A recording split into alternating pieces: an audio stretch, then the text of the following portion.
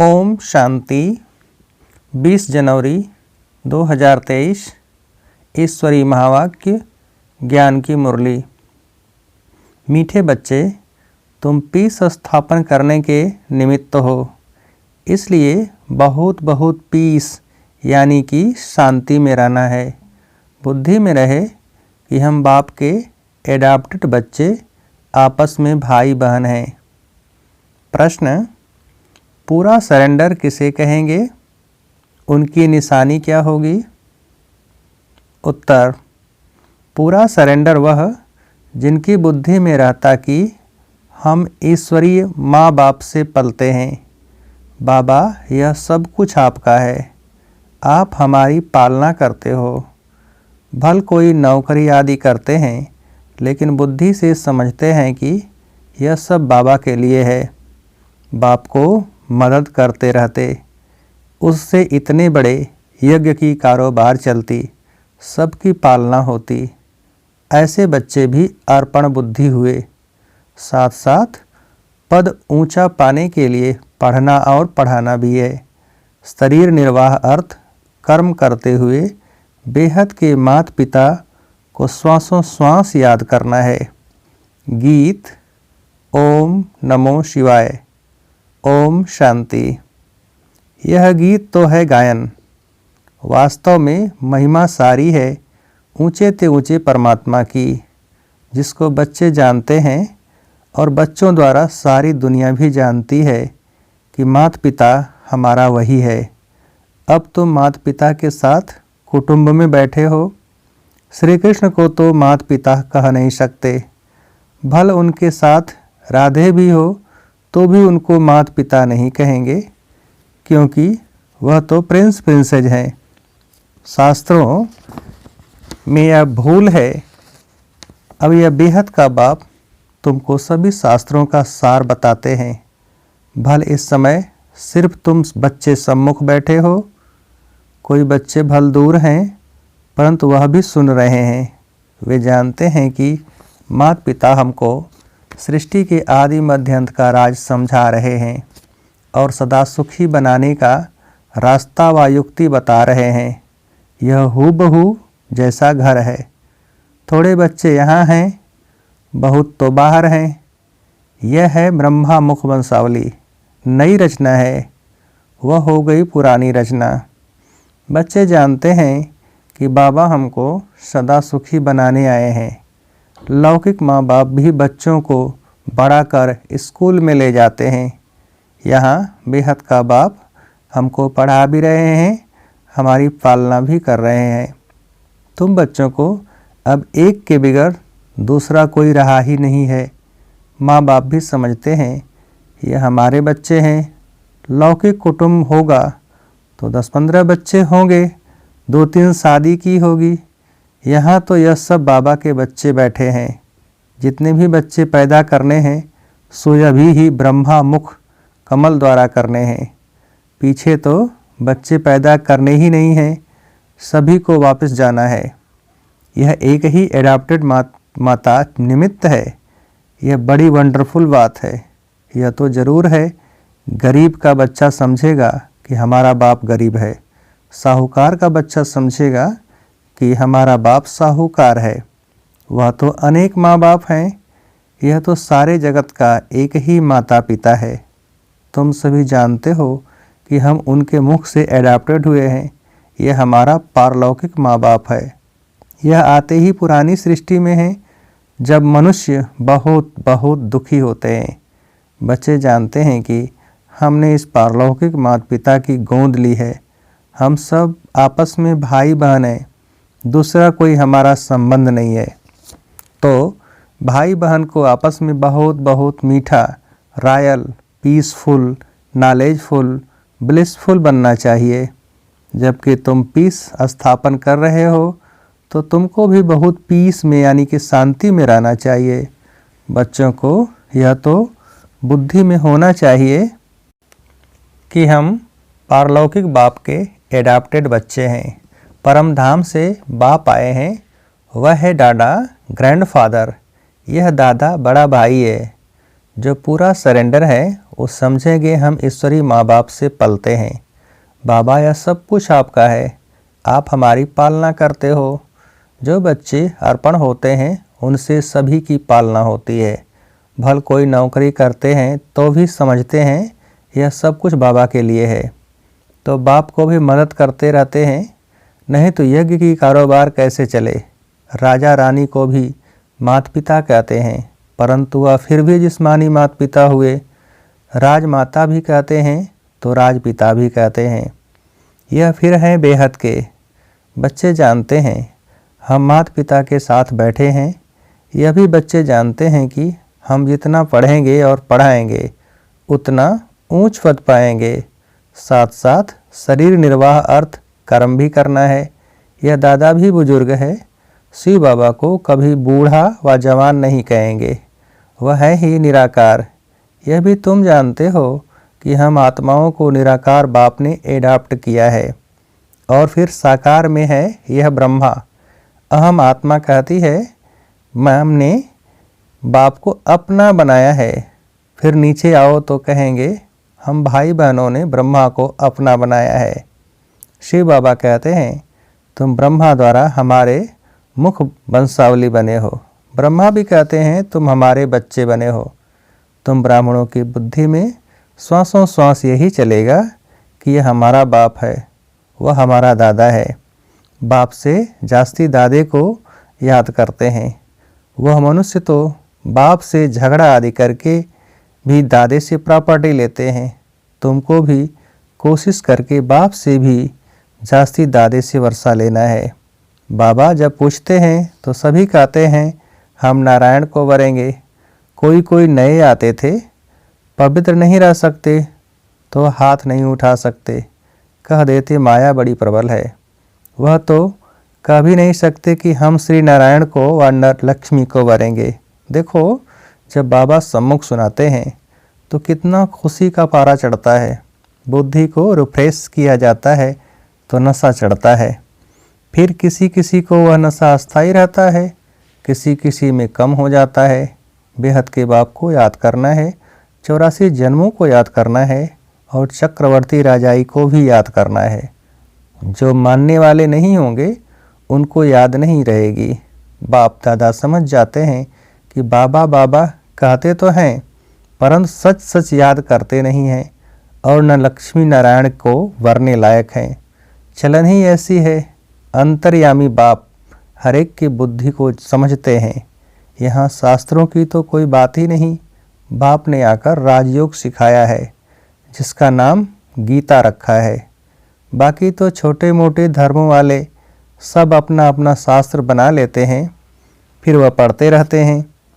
बाबा शास्त्र नहीं पढ़े हैं, कहते हैं बच्चे मैं तुमको स्वर्ग की राह बताने आया हूँ। तुम जैसे अशरीरी आए थे वैसे ही तुमको जाना है। देह सहित सब इन दुखों के कर्म बंधन को छोड़ देना है, क्योंकि देह भी दुख देती है। बीमारी होगी तो क्लास में आ नहीं सकेंगे, तो यह भी देह का बंधन हो गया। इसमें बुद्धि बड़ी सालिम चाहिए। पहले तो निश्चय चाहिए कि बरोबर बाबा स्वर्ग रचता है, अभी तो है नरक। जब कोई मरता है तो कहते हैं स्वर्ग गया, तो जरूर नरक में था ना। परंतु यह तुम अभी समझते हो क्योंकि तुम्हारी बुद्धि में स्वर्ग है। बाबा रोज नए नए तरीके से समझाते हैं तो तुम्हारी बुद्धि में अच्छी रीति बैठे। हमारा बेहद का माता पिता है तो पहले बुद्धि एकदम ऊपर चली जाएगी। फिर कहेंगे इस समय बाबा आबू में है। जैसे यात्रा पर जाते हैं तो बद्रीनाथ का मंदिर ऊपर रहता है, पंडे ले जाते हैं।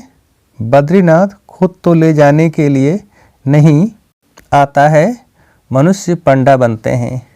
यहाँ शिव बाबा खुद आते हैं परम धाम से, कहते हैं हे आत्माएं तुमको यह शरीर छोड़ शिवपुरी चलना है। जहाँ जाना है वह निशाना जरूर याद रहेगा। वह बद्रीनाथ चैतन्य में आकर बच्चों को साथ ले जाए, ऐसे तो हो नहीं सकता। वह तो यहाँ का रावासी है। यह परम पिता परमात्मा कहते हैं मैं परम धाम का रावासी हूँ, तुमको लेने के लिए आया हूँ। श्री कृष्ण तो ऐसे कह न सके, रुद्र शिव बाबा कहते हैं यह रुद्र यज्ञ रचा हुआ है। गीता में भी रुद्र की बात लिखी हुई है। वह रूहानी बाप कहते हैं मुझे याद करो। बाप ऐसी युक्ति से यात्रा सिखाते हैं जो जब विनाश हो तो तुम आत्मा शरीर छोड़ सीधा बाप के पास चले जाएंगे। फिर तो शुद्ध आत्मा को शुद्ध शरीर चाहिए, सो तब होगा जब नई सृष्टि हो। अभी तो सभी आत्माएं मच्छरों सदृश वापस जाएंगी बाबा के साथ, इसलिए उनको खिवैया भी कहा जाता है। इस विषय सागर से उस पार ले जाते हैं। श्री कृष्ण को खिवैया नहीं कह सकते। बाप ही इस दुख के संसार से सुख के संसार में ले जाते हैं। यही भारत विष्णुपुरी लक्ष्मी नारायण का राज्य था। अब रावणपुरी है। रावण का चित्र भी दिखाना चाहिए। चित्रों से बहुत काम लेना है। जैसे हमारी आत्मा है वैसे बाबा की आत्मा है।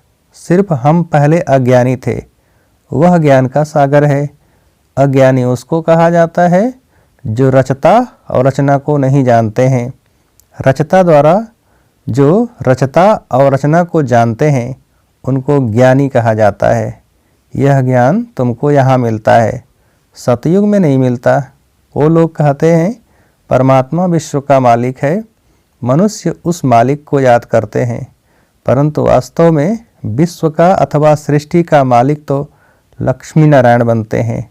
निराकार शिव बाबा तो विश्व का मालिक बनता नहीं।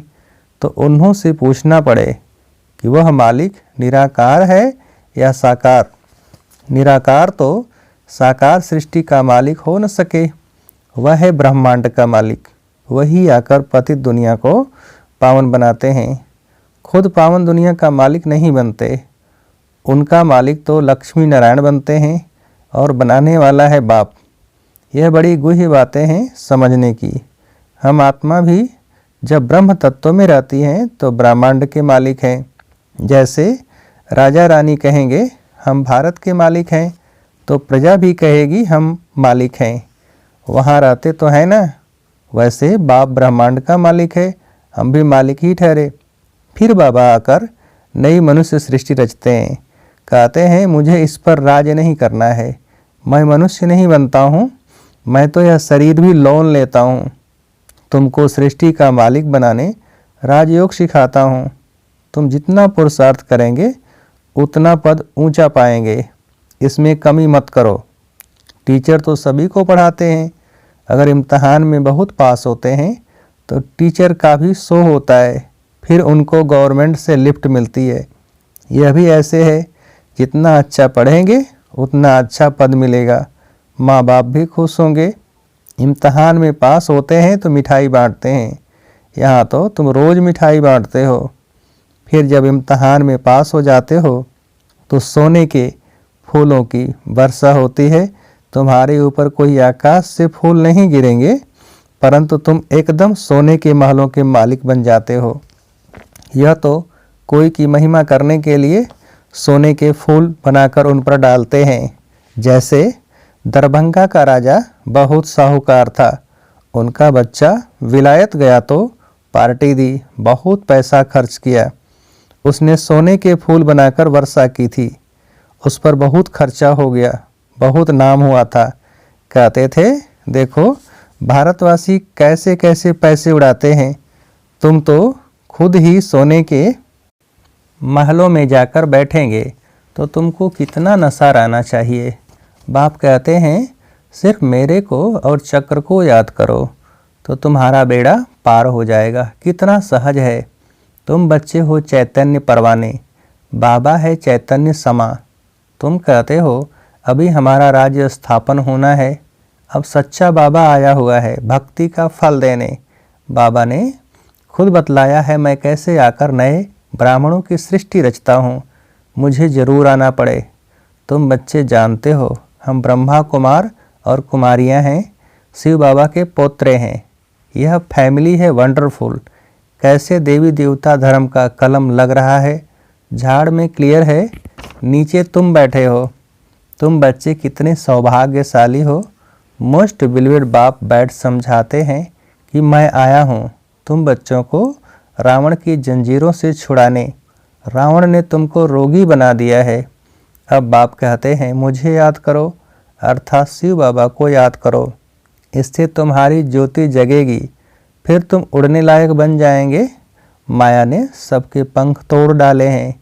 अच्छा, मीठे मीठे सिकिलधे बच्चों प्रति माता पिता बाप दादा का याद प्यार और गुड मॉर्निंग। रूहानी बाप की रूहानी बच्चों को नमस्ते। हम रूहानी बच्चों की रूहानी बाप को नमस्ते। धारणा के लिए मुख्य सार।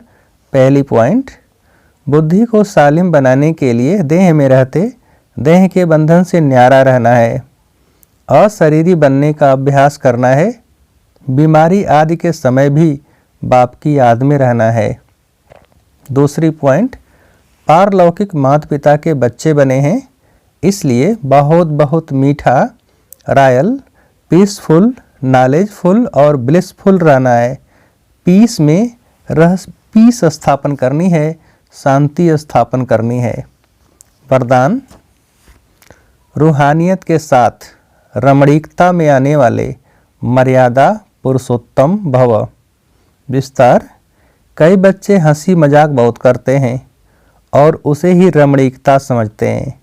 वैसे रमणीकता का गुण अच्छा माना जाता है, लेकिन व्यक्ति, समय, संगठन, स्थान, वायुमंडल के प्रमाण रमणीकता अच्छी लगती है। यदि इन सब बातों में से एक बात भी ठीक नहीं तो रमणीकता भी व्यर्थ की लाइन में गिनी जाएगी और सर्टिफिकेट मिलेगा कि हंसाते बहुत अच्छा हैं लेकिन बोलते बहुत हैं। इसलिए हंसी मजाक अच्छा वह है जिसमें रूहानियत हो और उस आत्मा का फ़ायदा हो। सीमा के अंदर बोल हो तब कहेंगे मर्यादा पुरुषोत्तम। स्लोगन, सदा स्वस्थ रहना है तो आत्मिक शक्ति को बढ़ाओ।